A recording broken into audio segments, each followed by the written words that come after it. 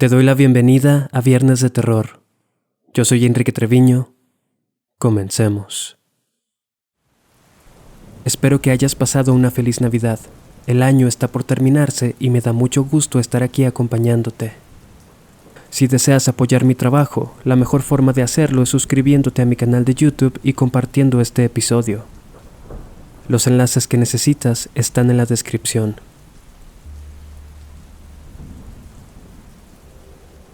Todos somos vulnerables, aunque en diferente medida, a la manipulación y las mentiras de grupos y movimientos que nos venden la paz y la salvación a cambio de nuestra devoción. Prácticamente, todas las religiones operan de la misma forma. Utilizan el sufrimiento y la miseria de las personas y les ofrecen una solución, el ideal de un futuro donde no hay dolores ni penas. Dado que nadie, absolutamente nadie está exento de las catástrofes y desgracias que conlleva el simple hecho de vivir, los reclutadores están siempre al acecho de nuevos adeptos, seguidores frescos que fortalezcan y hagan crecer su multitud de fieles. No me malentiendas, estoy completamente a favor de la libertad de culto. Sin embargo, me parece repulsiva la forma en que ciertas iglesias exigen la total lealtad y ciega obediencia de sus fieles, amenazándoles con el escarnio social además del tormento eterno, adorando seres que no existen y poniéndose a merced de líderes de pacotilla. La palabra secta no se puede decir sin una connotación negativa. Cualquier religión, por hermética o extremista que sea, negará siempre ser una secta. El término se refiere a un grupo de personas que se caracterizan por compartir un fin ideológico o religioso en específico. Además de ser sumamente identificables por la forma en que se apartan de muchos aspectos de la estructura social, sus características más notorias son la falta de libertad de expresión, la nula posibilidad de cuestionar las órdenes de los líderes y, precisamente, la existencia de una personalidad que encara a alguna deidad divina, a quien se debe seguir fuera de toda duda.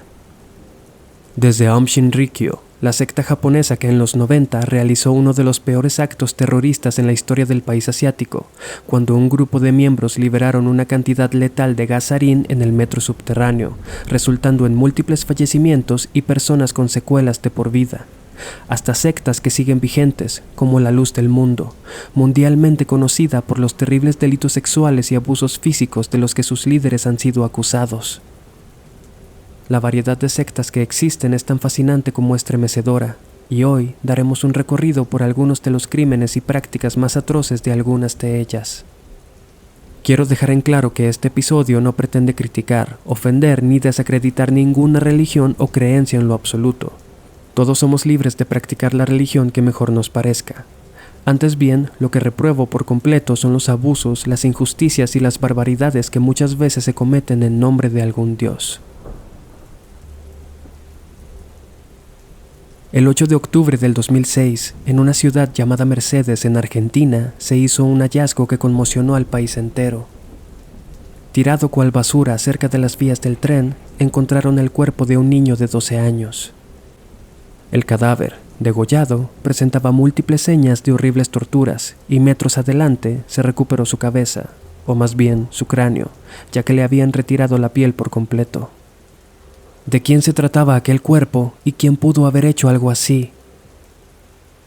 Ramón Ignacio González era un niño de 12 años que vivía con su madre y su hermano menor. La familia de Ramoncito, como se le conocería a partir de su trágico destino, era de muy escasos recursos. Sin embargo, eran unidos y llevaban vidas honradas. Luego de la escuela, Ramoncito solía vender estampas en la estación de autobús, y con el dinero que recolectaba se iba a un cibercafé donde realizaba su actividad favorita, navegar por internet. Por esta razón, su madre, Norma González, no estuvo sorprendida cuando el viernes 6 de octubre del 2006 no vio a Ramoncito llegar a casa cuando terminó el día escolar. El niño pasaba la mayor parte del día fuera, vendiendo estampas o en el cibercafé. Lo que nadie sabía es que aquella noche, Ramoncito perdería la vida a manos de degenerados que lo sometieron a tormentos escalofriantes. Resulta que por aquellos días, pasando tantas horas vagando por las calles, Ramoncito comenzó a relacionarse con miembros de una secta local. Estos adultos le manipulaban psicológicamente y, por supuesto, lo atraían ofreciéndole dinero y otras cosas de las que él había carecido toda su vida. La secta estaba conformada por un poco más de 10 personas que practicaban vudú y ramas del macumba, como el quimbanda. Eran de carácter extremista y adoradores de lo oscuro, por lo que sus reuniones y rituales incluían varias prácticas reprobables. Ramoncito comenzó a ser llevado a dichas reuniones, en las que se consumían sustancias ilícitas y se abusaba sexualmente de menores. La tarde del 6 de octubre, el niño fue llevado a una casona antigua ubicada en la esquina de las calles Sauce y Aromito de Mercedes. Dicha casa era rentada por un conocido curandero de nombre Omar Aranda. Aquella noche fue brutalmente golpeado. Su piel reveló que fue quemado con cigarros en repetidas ocasiones.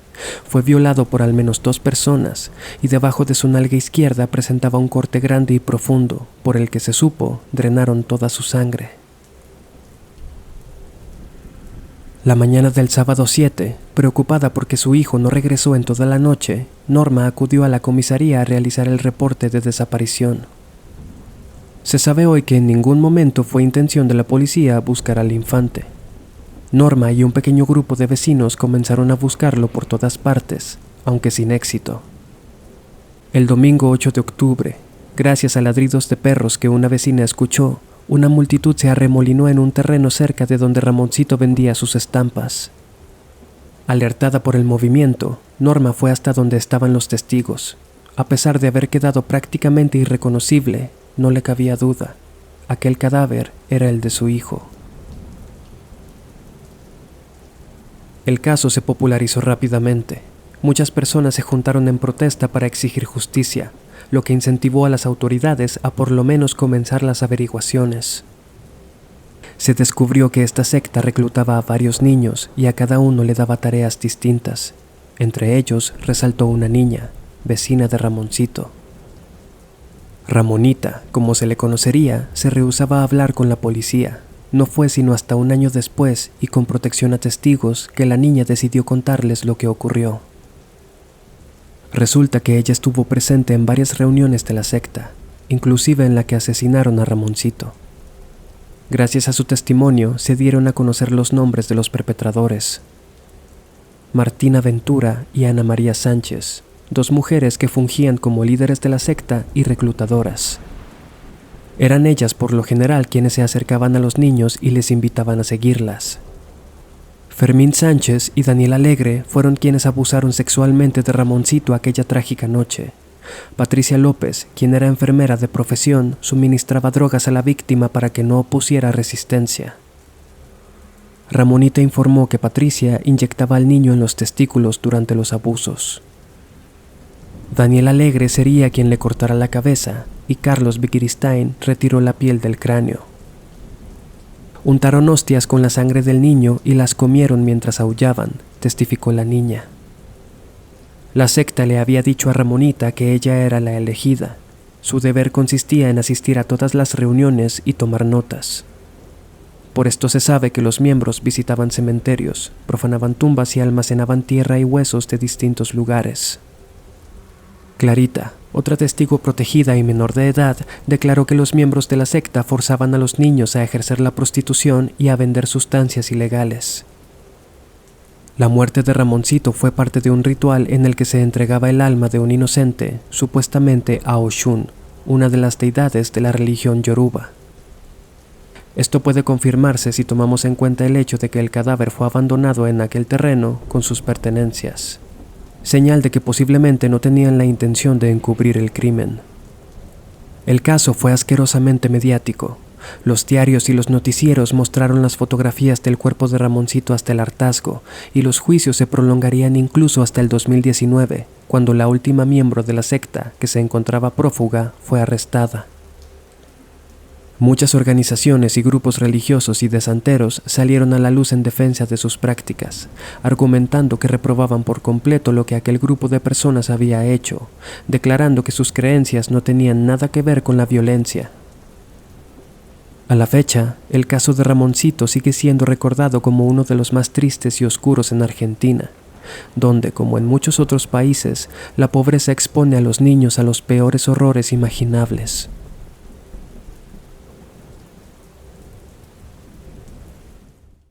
Antes de continuar, te sugiero que te suscribas a mi canal de YouTube y actives las notificaciones para que no te pierdas mi contenido. No te olvides de darme follow en Instagram y TikTok, donde me encuentras como Viernes de Terror Oficial.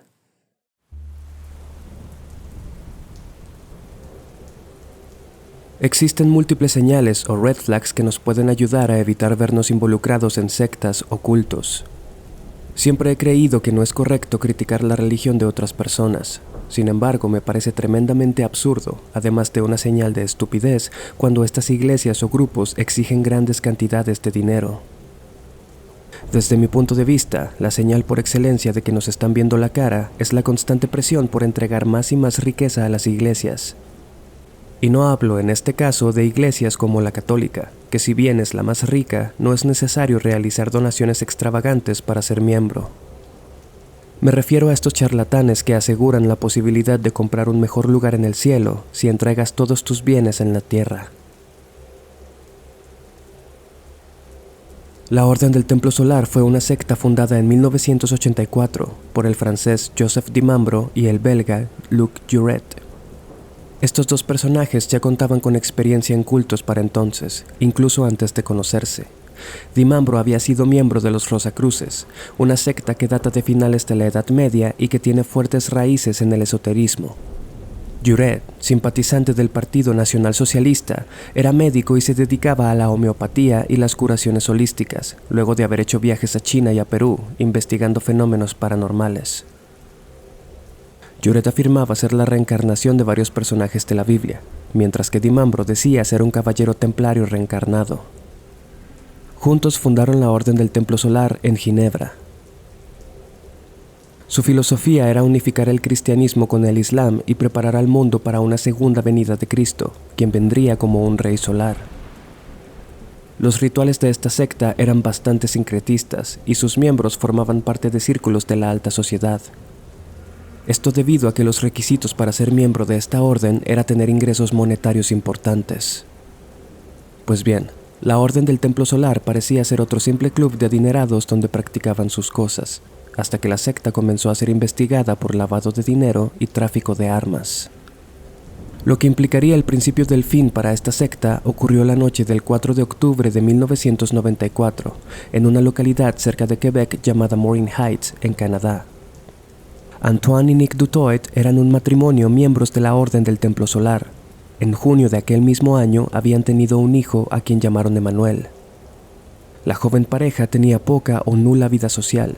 Entre las tareas de su religión y la crianza de un recién nacido, casi no encontraban tiempo para ellos. Se alegraron mucho entonces cuando recibieron la llamada de Carrie y Colette Guenot, viejos amigos que conocieron en la Orden, pero que hacía tiempo se habían alejado de su fe. Los Guenot invitaron a los Dutoit a su casa en Morin Heights para cenar, a lo que estos aceptaron con gusto. La razón por la que los Guenot se habían retirado de la Orden del Templo Solar había sido por haberse casado sin la autorización de Dimambro, quien debía aprobar todos los matrimonios que se llevaban a cabo. Los Dutoit tampoco andaban muy bien con eso de las normas, ya que su hijo Emmanuel había nacido sin la autorización de Dimambro, quien además era quien decidía los nombres de los recién nacidos en la Orden. Los Dutoit eran de los pocos miembros que no les habían aplicado la ley del hielo a los Guenot cuando estos se apartaron de la Orden. Llegaron entonces a la hora acordada a la casa, con el pequeño Emmanuel de 4 meses dormido en un portabebé. Antoine y Nicky se asombraron al ver que no solo los Guenot los esperaban, sino otros 2 miembros de la Orden y buenos amigos, Joel Egger y Dominic Bellaton. No dijeron nada, pero se alegraron por dentro porque asumieron que aquello podía implicar el posible regreso de los Guenot al rebaño. Todo iba perfectamente. Los 6 amigos comían y charlaban de forma agradable, sin siquiera mencionar la religión en lo absoluto. En cierto momento, Joel Egger le pidió a Antoine acompañarlo al sótano por algunas botellas de vino. Ahí abajo tenía la emboscada lista, un bat de béisbol al pie de la escalera y un cuchillo en una mesa. Los 2 hombres bajaron, y en cuanto Antoine le dio la espalda distraído, Joel tomó el bat y le golpeó fuertemente la cabeza. El impacto le destrozó el cráneo y posiblemente lo mató al instante. Sin embargo, Joel tomó el cuchillo, le cortó el cuello y lo remató con alrededor de 50 puñaladas en el pecho. Entretanto, Nikki estaba en el comedor con Dominic, Colette y Gary, quienes al parecer estaban al tanto de aquel siniestro plan. Colette se levantó y fue a la cocina con la excusa de traer el postre, dejando a Vicky y a Emanuel a solas con los dos hombres. Estos, de un momento a otro, se abalanzaron contra ella y la apuñalaron decenas de veces hasta matarla. Luego, sacaron al pequeño Emanuel de su portabebé, lo apoyaron contra el suelo y le clavaron una estaca en el corazón. Aquella matanza había sido ordenada por el mismo Dimambro, quien aseguraba que aquel bebé era el anticristo y debían librarse de él. Una vez cometido el crimen, Joel y Dominic salieron y abordaron un vuelo a Suiza que habían comprado con anterioridad. Los Genut se quedaron a borrar las evidencias, pero al resultar imposible, le prendieron fuego a la casa, y luego, de acuerdo con el plan, ambos se suicidaron tomando veneno. Durante los días siguientes, se suscitaron múltiples suicidios masivos en la orden, incluyendo los de los líderes Dimambro y Juret. Se supo que aquellos que no querían ingerir el veneno voluntariamente se les disparaba. Hubo varios niños en los cuerpos encontrados.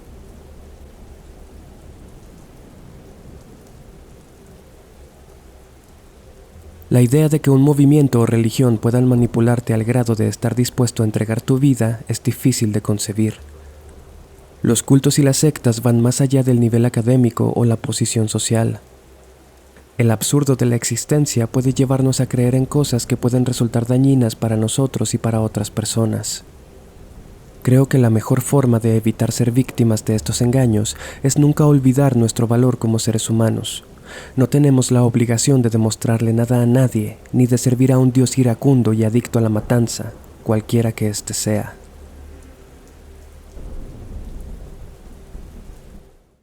Te agradezco haber llegado hasta aquí. Espero que este episodio te haya gustado y que me des la oportunidad de seguirte acompañando. Disfruté mucho realizar este podcast durante este año. Es momento de tomarme un breve descanso de un par de semanas, en las cuales seguiré activo en YouTube. Trabajaré para mejorar este contenido y llevarlo siempre al mejor nivel para ti. Independientemente si para ti este fue un buen año o no, espero que el 2024 te traiga cosas mucho mejores. Nuestro reencuentro aquí será el segundo viernes de enero. Yo soy Enrique Treviño. Feliz año.